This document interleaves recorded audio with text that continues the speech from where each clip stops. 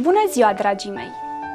Astăzi ne-am propus să zâmbim, să râdem unii cu alții și să învățăm cum să râdem mai mult unii de la alții.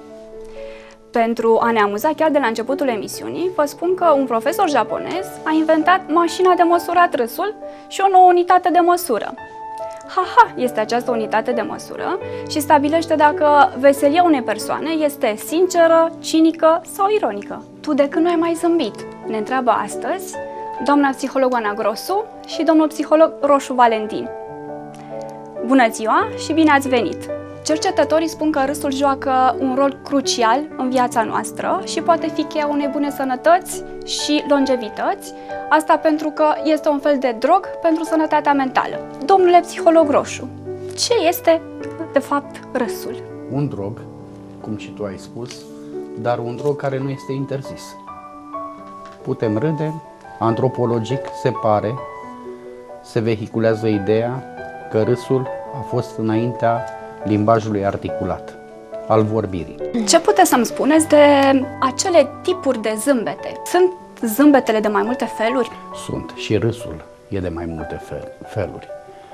Zâmbetul ironic, condescendent, râsul ipocrit, frecvent, instrumentat pentru unii dintre semeni educațional, social, de ce nu, dar bine definit ca atare. Râsul natural, autentic, îl întâlnim în aceeași măsură în care întâlnim și râsul ipocrit, fals, ca o monedă contrafăcută.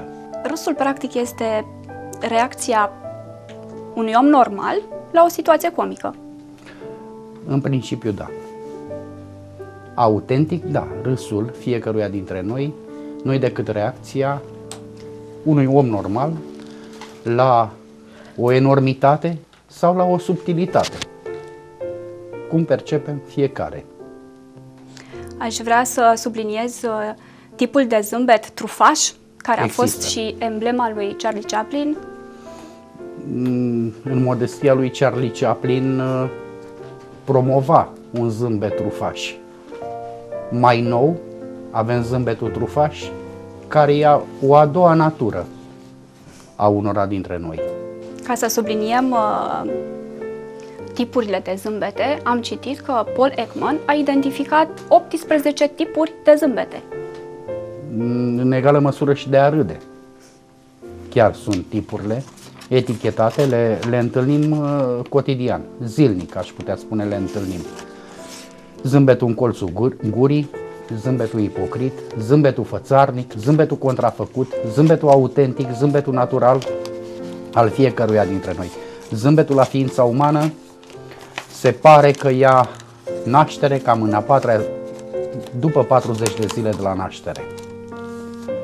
Copilul zâmbește, râde. Studiile care s-au făcut arată că și surzii, care practic nu aud, zâmbesc și ei și râd și ei ca și noi.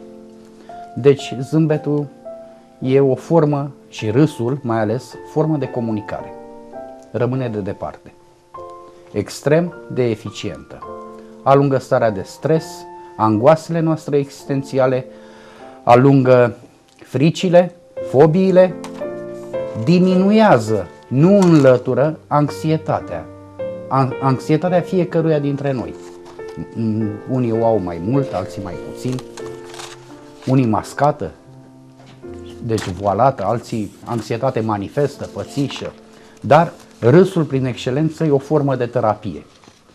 O terapie extrem de eficientă, din nefericire nu chiar de ieftină. Nu poți râde cu burta goală.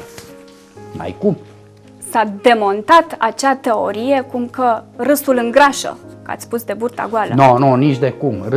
Râsul clar slăbește.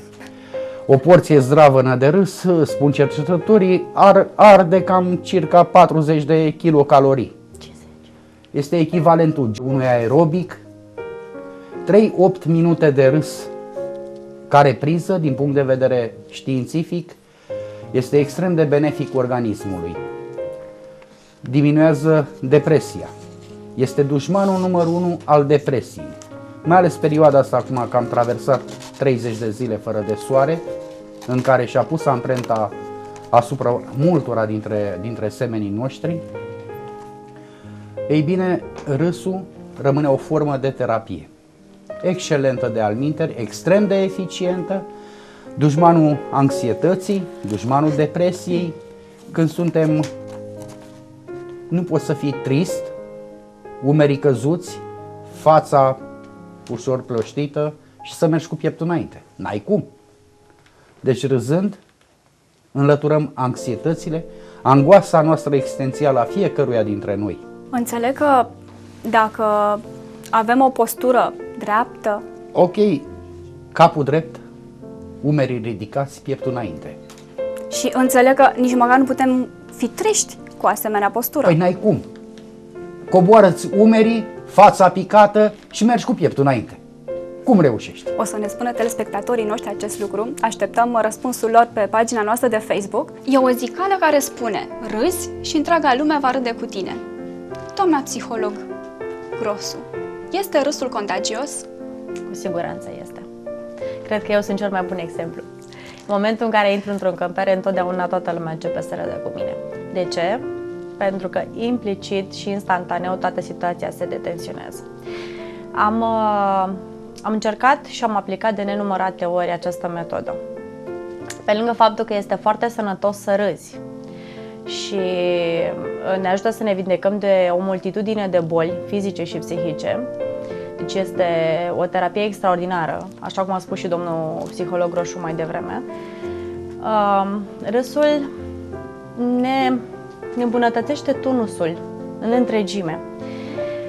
De fiecare dată când o persoană este tristă și vede o persoană care îi zâmbește, creierul lui îi pregătește fața și toți mușchii de la nivelul feței pentru a reacționa la ceea ce aude și ceea ce vede în fața lui. Deci, implicit, creierul nostru este conceput să râdă și să imite figura zâmbitoare pe care o vede în fața lui.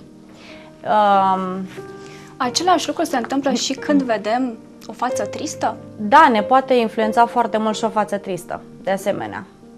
Dar, având în vedere că zâmbetul face minuni, niciodată o față tristă nu va avea de câștigat în defavoarea unui zâmbet larg și sincer.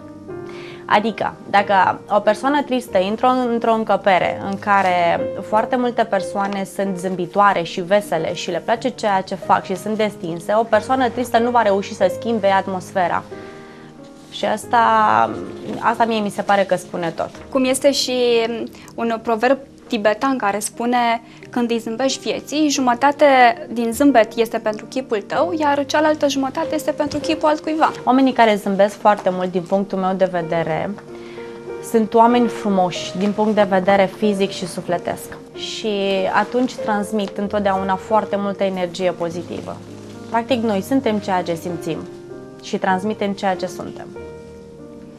Atunci, dacă avem o energie pozitivă cu un râs pe măsură, îi putem contagia și pe ceilalți. Întotdeauna. Și este chiar indicat, repet, în situații tensionate, un zâmbet întotdeauna detensionează atmosfera, întotdeauna găsești cuvintele potrivite. Dacă începi cu un zâmbet, și cred că ai putea schimba chiar cursul unei discuții foarte importante, adică dintr-o cursură sau un demers negativ, ai putea să transformi totul în ceva pozitiv și cu o finalitate foarte frumoasă pentru toată lumea în momentul în care zâmbești. De ce ne apropiem mai ușor unii de alții atunci când râdem, ne va spune domnul psiholog Grosu după o scurtă pauză publicitară.